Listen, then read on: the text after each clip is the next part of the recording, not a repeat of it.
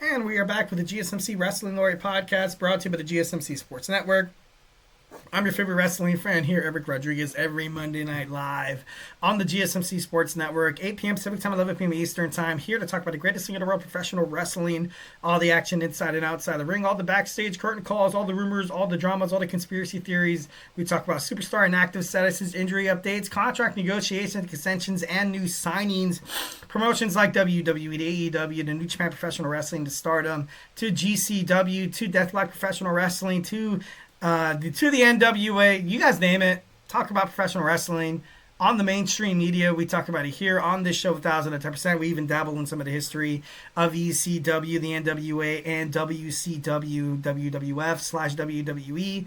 So make sure you guys hit up that like and subscribe button so you guys can get some cool notifications when we go live or produce new content.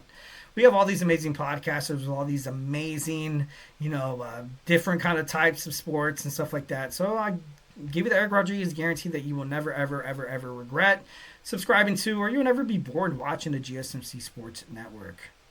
All right, without further ado, we have AEW Dynasty live from Philadelphia, Pennsylvania.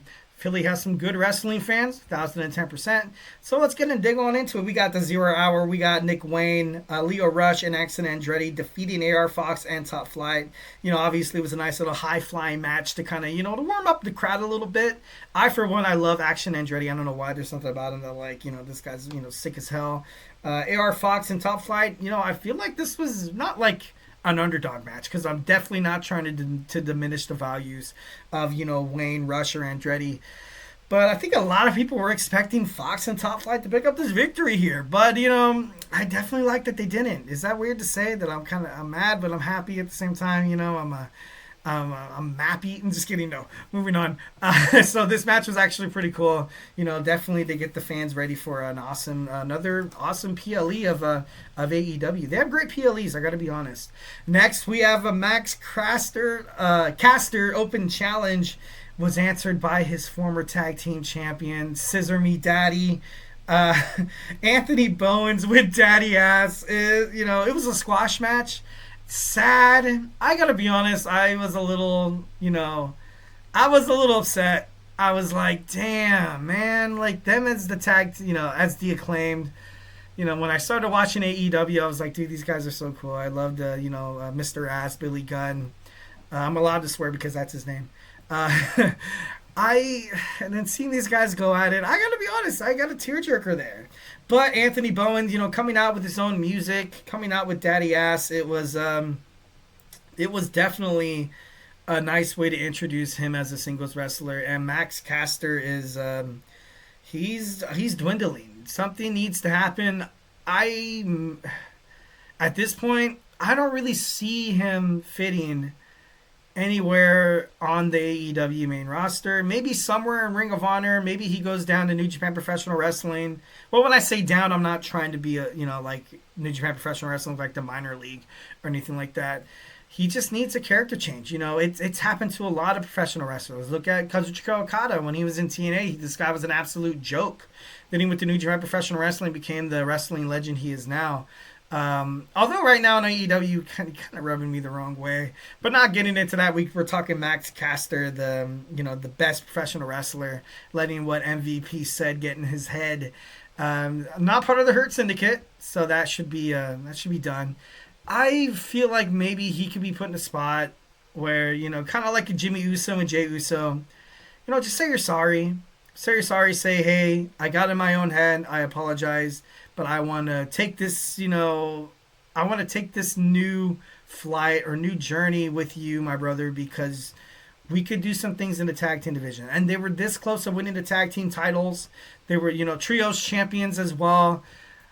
It doesn't make sense for Max to be on his own. Bowens, as of tonight, looked completely, utterly changed.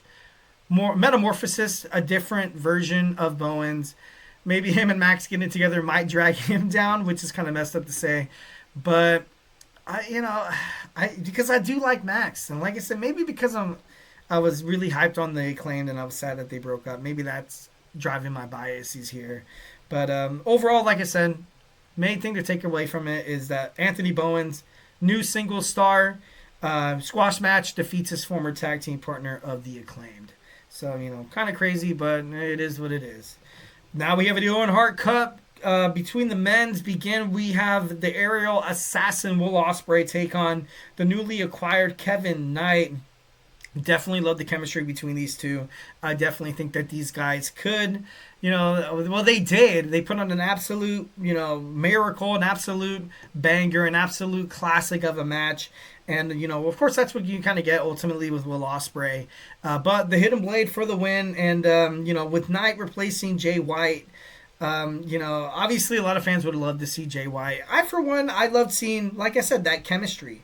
It was a loss, but ultimately it was a win for Kevin Knight, and he's going to do wondrous things inside AEW. And obviously, it began tonight with a loss, but it is what it is. He's going to wind up on his feet. Will Ospreay, obviously a heavy favorite to win the Owen Hart Cup. Last year he was, but obviously was won by Bryan Danielson, who was actually reportedly backstage at AEW Dynasty. So that's actually, maybe we might see Danielson once again. Next we have Mark Briscoe taking on Kyle Fletcher at the Owen Hart Cup, round one of the men's, and he was able to pick up the dub. Sucks. Well, not really sucks, because I love this for the Don Callis family, because with Takeshita losing the championship against Kenny Omega recently, I feel like they've kind of faltered. He lost the cage match against Will Ospreay, and then now he kind of takes down, the conglomerations, Mark Briscoe. I'm a huge Mark Briscoe kind of guy, but as of right now, Kyle Fletcher is the rising star, so it's the right spot to kind of put him in a spot where he moves on. But him and Will Ospreay actually aren't on the same side of the ladder. If they're gonna end up fighting, it's going to be actually, you know what? They might be on the same side of the ladder. Oh God, imagine. No, I don't have my notes here with that. I'm trying to remember. Brody King against Takeshita. And then we have Hangman Adam Page against the Wild Card, which the Wild Card could be.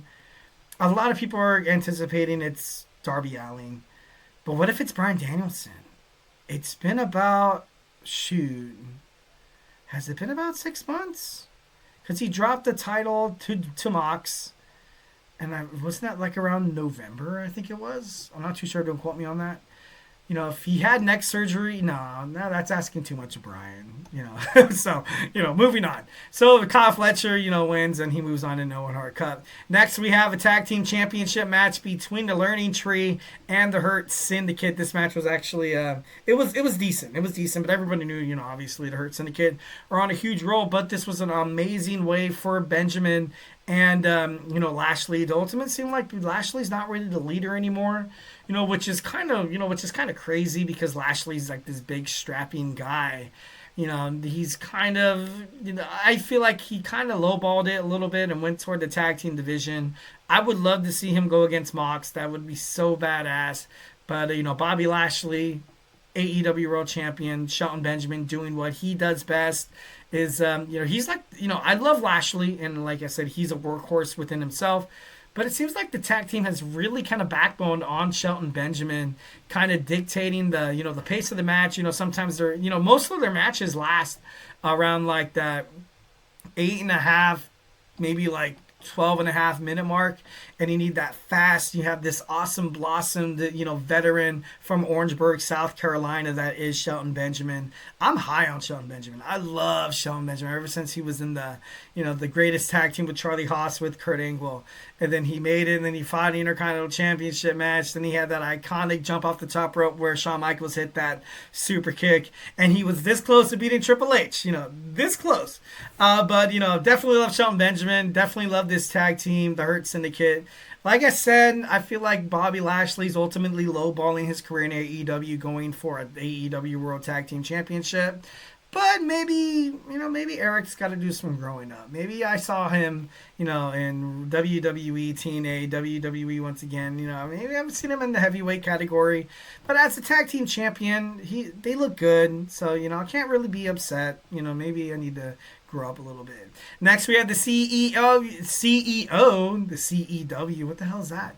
The CEO, Mercedes Moné, moves on in the women's side of the Owen Hart Cup, defeating Julia Hart of the Hellhounds. Of the Hellhounds, obviously former TNT champion as well. No, TBS. Sorry, excuse me. Mercedes Moné, she's impressive. I can't really hate on her too much.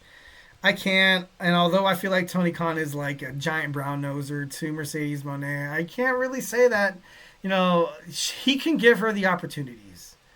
He can. But he can't really grant Mercedes Moné the capabilities and the gifts that she ultimately portrays inside the ring. So, if the CEO of AEW if this is like a forever like dominance, like a dynasty, because I think of AEW, I think sometimes when I think of AEW, I feel like they've been going on for like 10, 20 years, but AEW's history has only began, guys. They began the company back in 2019. They are literally they're still like a baby in terms of a wrestling promotion. And now you're going to have somebody as likable, somebody as popular, name, image, likeness, that is Mercedes Moné. That's not a bad history book. So, all this time, I got to be honest, I've dogged on Tony Khan for kind of putting their fate in Mercedes Moné's hands in the women's division AEW. I've kind of crapped on it a little bit. I feel like she shouldn't be a multiple champion. Maybe she can. I feel like she needs to give up one championship. Definitely. New Japan Professional Wrestling Women's Strong Championship. Yes, definitely. You can do without. TBS champion, you can keep it. You are you're the boss, the CEO, whatever you like to call yourself. So, I don't know. All in all, I'm happy for Mercedes Moné. She has a bright future within AEW and the history book. She's already like a Hall of Famer. If AEW died today, she would be probably be a Hall of Famer. We have the AEW World Trios Championship match. We had the Death Riders, the team of Wheeler Yuta, the Bastard Pac, and Claudio Castagnoli taking on FTR and Adam Copeland, rated FTR. This match, good for Yuta. Good for Yuta for stepping up for his team, picking up the victory. But what happened after the match was mostly the story. FTR turns on Adam Copeland, giving him the concerto. And, they pile drived him on top of the chair, which, a lot of people, you had Dash, you had Dax, obviously, being on the wrong side, kind of being on the wrong page, not in the same book, not even in the gosh darn same library. And a lot of people kind of thought, for me, I was like, okay, why are you turning FTR? Why are you turning them heel? I feel like you have so many heel tag teams in AEW right now. Recently you turned Brody and, Buddy in as baby faces of the Hellhounds, but I don't know, it's just damn, I just feel like the Revival when they're in WWE, they played heels. I love them as a babyface, and maybe that's just me. Like I got used to them being as a heel and WWE, and once when they were babyfaces in AEW, I kind of like seeing a different side of them. These guys were best friends from the same area. They hung out, have barbecues. Their kids know their kids. Their wives hang out and drink wine and have an open book club on Wednesday nights at 7:00. That's how close these guys were. And then now they turned their back on Adam Cope, and that's it. Adam Cope, according to Dave Meltzer, looks like he's going to be out till July. So that, kind of leaves, a little bit open up. Is Adam Copeland going to retire and, anytime soon? Recently you saw Beth Phoenix, not formally, but, she kind of hinted at the fact that she doesn't want to wrestle anymore. You have all this money, everything that Adam Copeland's been going through with his neck and everything like that, his spine, his ACL injury, his ankle, all that kind of jazz. So maybe, you have all the glory in the world. You're a legend in AEW. You're a legend in WWE, WWF.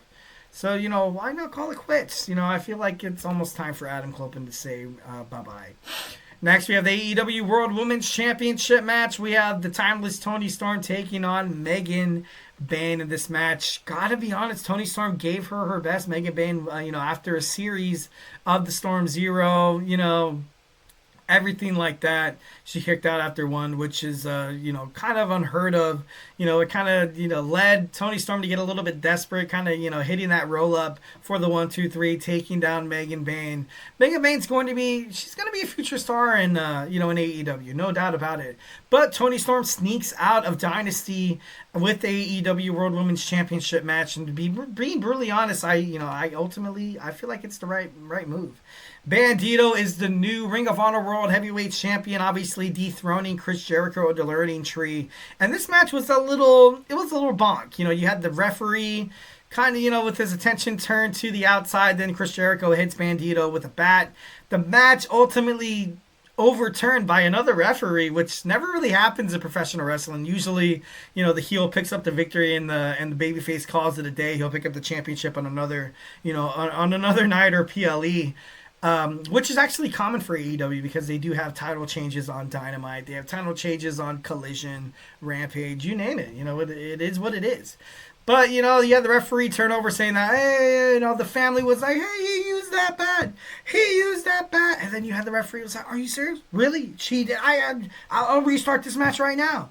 And that's exactly what they did. And Bandito was able to hit up the match. I did not want to see Bandito, unveil his mask. Obviously, Lucha Libre, respect right there. And Chris Jericho, not trying to be mad because I know Chris Jericho is a legend in terms of that. But his reign as Ring of Honor World Championship has been dog crap. Has been dog shiz. Like it's missing like bad matches. I don't want to say he should retire. Chris Jericho, I feel like it's timeless. He's obviously royalty in professional wrestling. Because I don't know. Something needs to happen. This Learning Tree thing, I feel like right now they'll start building up the storyline where he, tries to put over, we'll try to put over Brian Keith or Big Bill here. Big Bill, obviously, the Shawn Michaels and Diesel. Maybe Chris Jericho pushes Big Bill too much. Big Bill tries to, come out as a babyface a little bit and maybe challenges for the Ring of Honor Television Championship. Or, challenges, Adam Cole for that TNT championship. But, I don't know. Chris Jericho, love him, but it might be almost time. Like I mentioned before, Adam Cole is the new TNT champion. Great match love the chemistry between him and Daniel Garcia. Daniel Garcia, huge sign of respect right there. Was a very worthy, awesome TNT champion. Dethroned, Jack Perry. Thank God Jack Perry was... the scapegoat. Was awful. Not crapping on Jack Perry a little bit, but, him with the Elite. Obviously, that was a failed storyline with Matthew, Nicholas Jackson, and Kazuchika Okada. Not his fault, but, I don't know. I was just kind of happy to see Daniel Garcia pick up the dub. But last night, Adam Cole wins his first title in AEW. And a lot of people could say, it's about time. It was about time. Triple threat match for the AEW International Championship. Kenny Omega takes out Speedball, Mike Bailey, and Ricochet. This match was definitely match of the night. 1,000 to 10%. Retaining that international championship championship gold, and then being confronted by Kazuchika Okada at the end of the match makes it seem like there's going to be an AEW All-In title for title, and it just makes sense. There's no point of having two mid-card titles. Well, three if you count the TNT Championship. I feel like Okada lately in AEW hasn't really been doing much. He's been featured on Collision more often than not than Dynamite. And mostly running around saying the B word, acting like a badass. And the B word's not badass. The B word is, is B, rhymes with which. You guys have, you guys have creative minds, so you guys got to figure that one out yourself. And of course, there is one more match, but we have a whole segment for that match because there's just been a whole bunch of just turmoil. In terms of, wrestling media, wrestling fans, we have Jon Moxley retaining the AEW World Heavyweight Championship against Swerve Strickland. We're going to get into that. So grab your favorite snack, grab your favorite ice cold beverage, and join me here in about 15 seconds, so hey, do not go anywhere.